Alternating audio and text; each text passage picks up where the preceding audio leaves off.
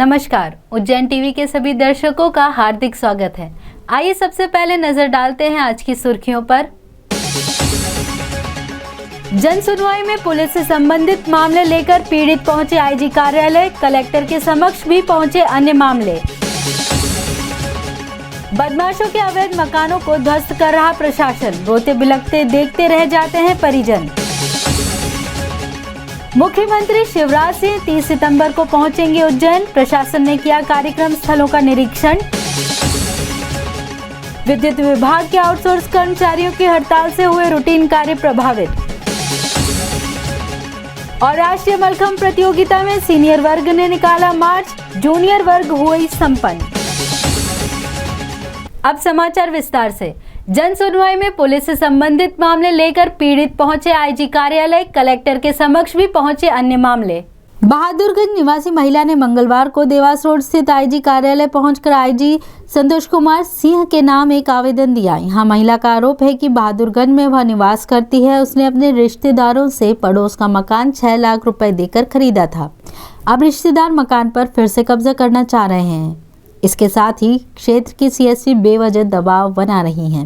वहीं महिला ने रिश्तेदारों पर जान से मारने की धमकी देने के आरोप भी लगाए हैं। महिला का कहना है कि उसे व उसके परिजनों को बेवजह प्रताड़ित किया जा रहा है। मामले में आईजी ने जांच के आदेश दिए हैं। खाते में 6 लाख डाले हैं। मैंने कोतवाली सेंटर कोतवाली में भी शिकायत दर्ज करी है। वो लोग हमको कैलाश बात्री, जितेंद्र बात्री मिलकर हमको पीड़ित कर रहे हैं।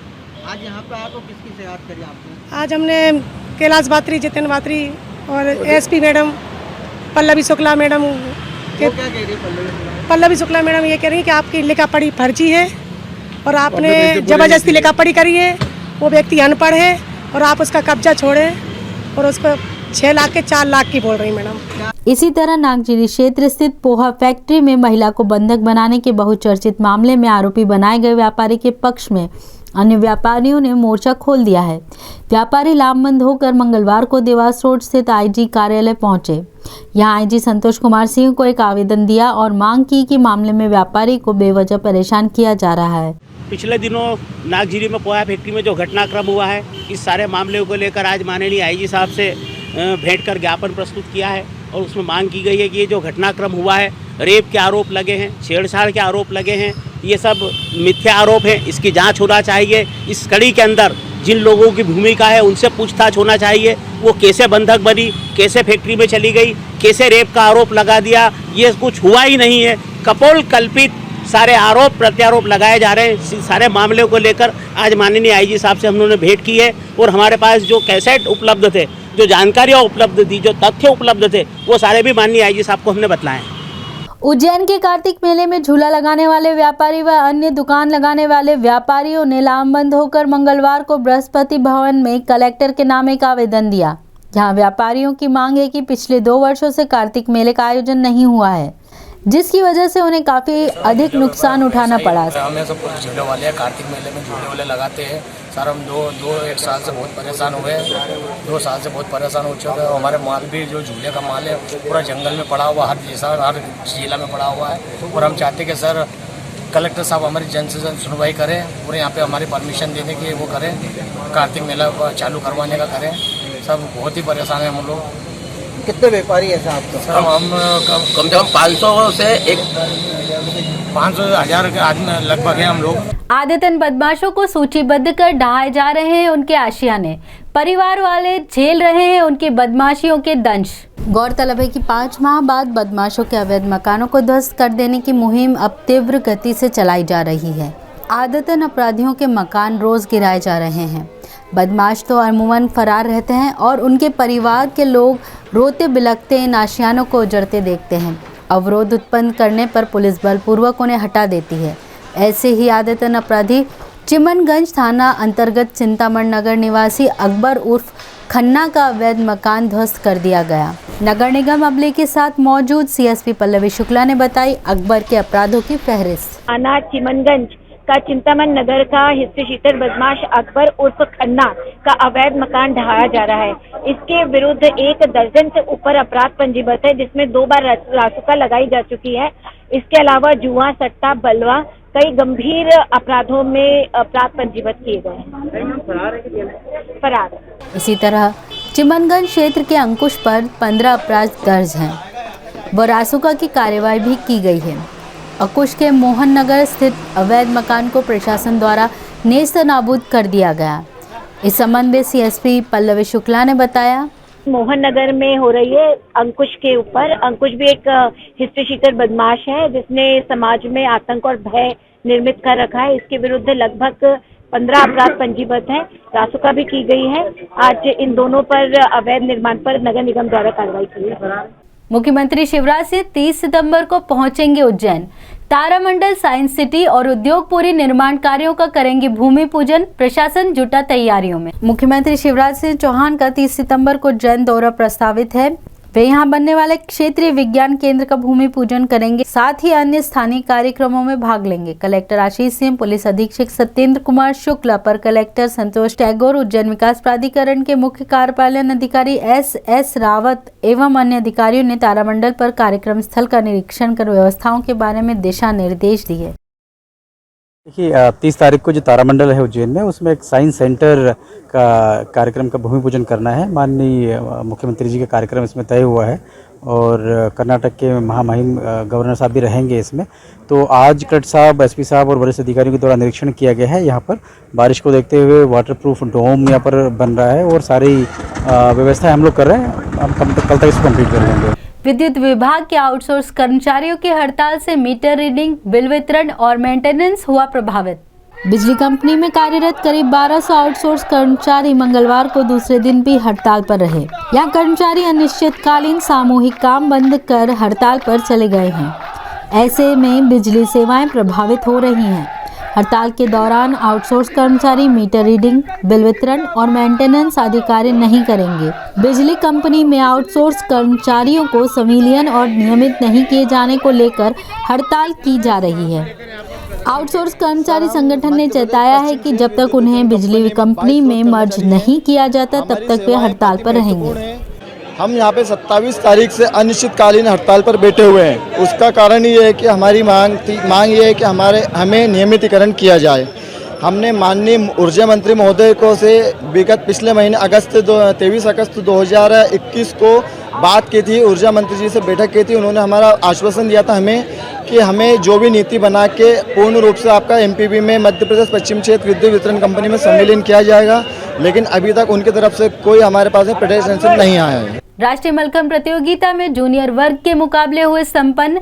सीनियर वर्ग ने प्रतियोगिता के पूर्व निकाला मार्च। गौरतलब है कि 25 से 30 सितंबर तक उज्जैन में राष्ट्रीय मलखंभ प्रतियोगिता का आयोजन किया जा रहा है, जिसमें विभिन्न राज्यों के लगभग 800 खिलाड़ी उज्जैन पहुंचे हैं। जूनियर वर्ग की प्रतियोगिता संपन्न होने के पश्चात सीनियर वर्ग प्रतियोगिताओं के आरंभ होने के पूर्व माधव सेवान्यास परिसर में सभी राज्यों की तख्तियां लिए खिलाड़ियों ने लघु मार्च निकाला।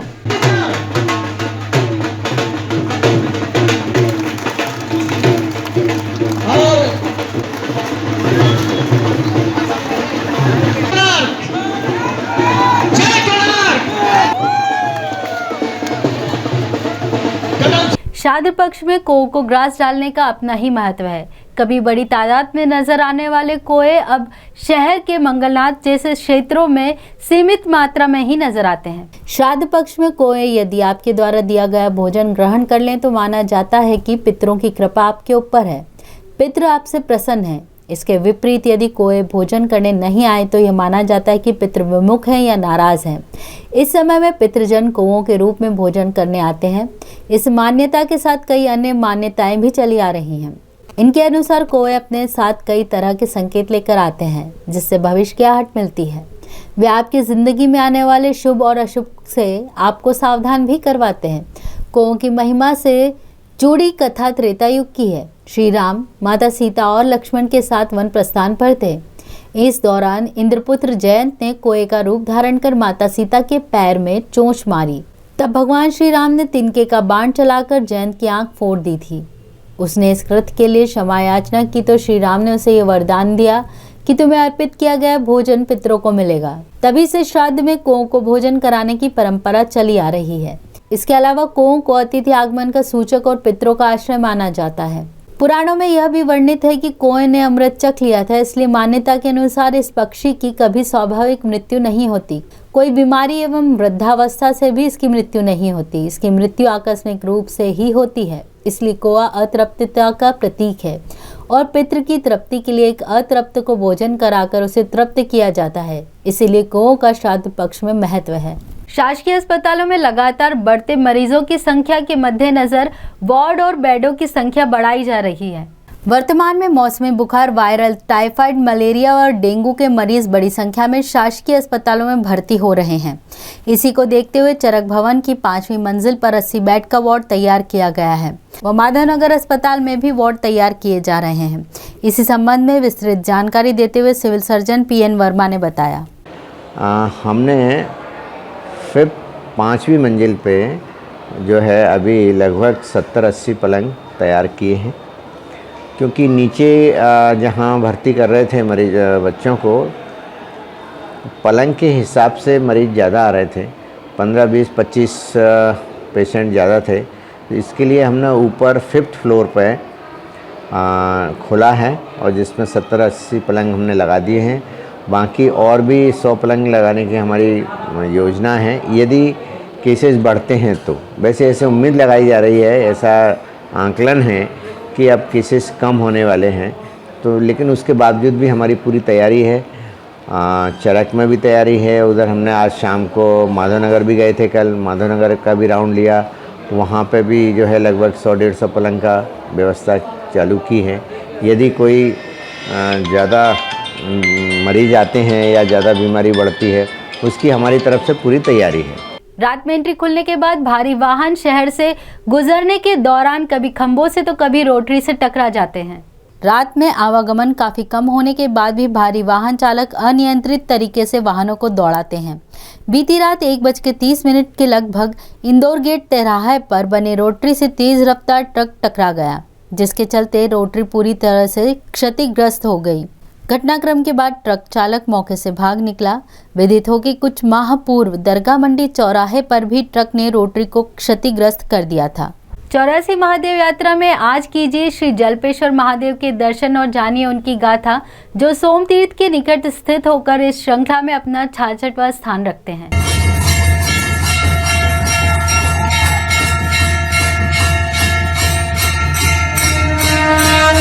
प्राचीन काल में जल्प नाम का राजा इस पृथ्वी पर बड़ा तेजस्वी हुआ।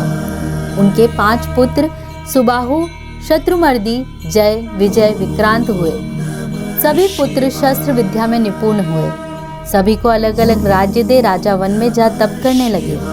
तब छोटे पुत्र विक्रांत को सलाहकारों ने भड़काया कि शेष भाइयों पर आक्रमण कर संपूर्ण भूमंडल के राजा बनो, पर विक्रांत सहमत नहीं हुआ। मंत्रियों ने ब्राह्मणों से अथर्व वेद मंत्रों द्वारा अभिचार होम करा कृत्या उत्पन्न कर भाइयों का नाश कर दिया। तब राजा जलप को इस क्रूरता का पता चला तो वो पुत्र के कृत्य से अधिक व्यथित हुए।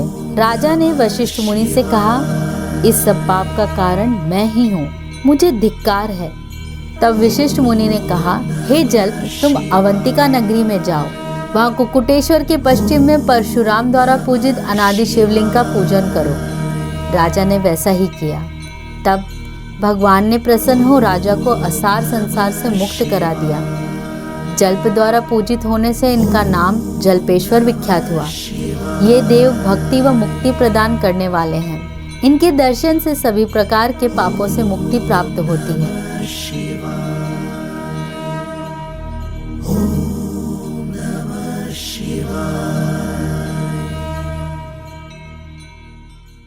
आइए अब एक नजर डालते हैं वेधशाला से प्राप्त मौसम के आंकड़ों पर।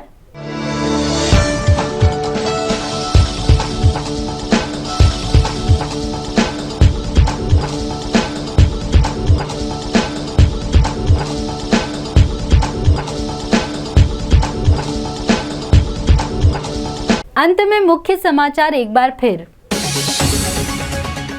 जन सुनवाई में पुलिस से संबंधित मामले लेकर पीड़ित पहुंचे आईजी कार्यालय, कलेक्टर के समक्ष भी पहुंचे अन्य मामले। बदमाशों के अवैध मकानों को ध्वस्त कर रहा प्रशासन, रोते बिलखते देखते रह जाते हैं परिजन। मुख्यमंत्री शिवराज सिंह 30 सितंबर को पहुंचेंगे उज्जैन। प्रशासन ने किया कार्यक्रम स्थलों का निरीक्षण। विद्युत विभाग के आउटसोर्स कर्मचारियों की हड़ताल से हुए रूटीन कार्य प्रभावित। और राष्ट्रीय मलखंभ प्रतियोगिता में सीनियर वर्ग ने निकाला मार्च, जूनियर वर्ग हुई संपन्न। तो ये थे उज्जैन शहर के मुख्य समाचार। ऐसी ही ताज़ा खबरों के लिए देखते रहिए उज्जैन टीवी। उज्जैन टीवी का यूट्यूब चैनल लाइक और सब्सक्राइब करना ना भूलें। नमस्कार।